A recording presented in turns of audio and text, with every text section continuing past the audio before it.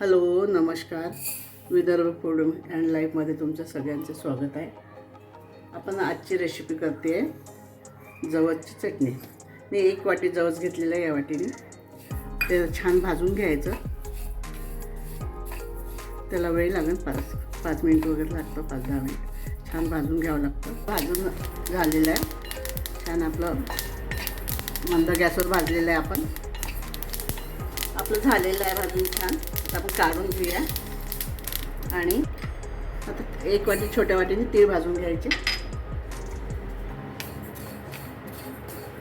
आपलं तीळ पण झालेलं आहे भाजून छान. आता आपण शेंगदाणे भाजून घेऊया.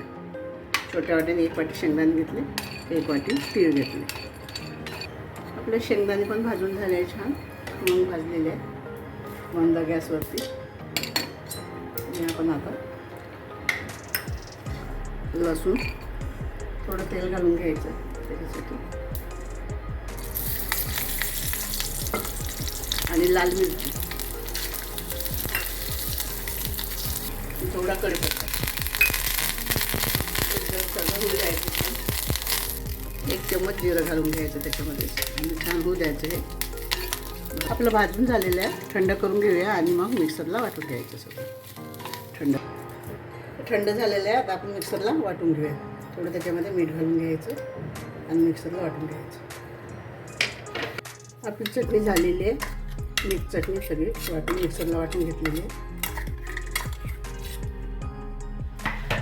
आपण बॉलमध्ये सर्व करूया.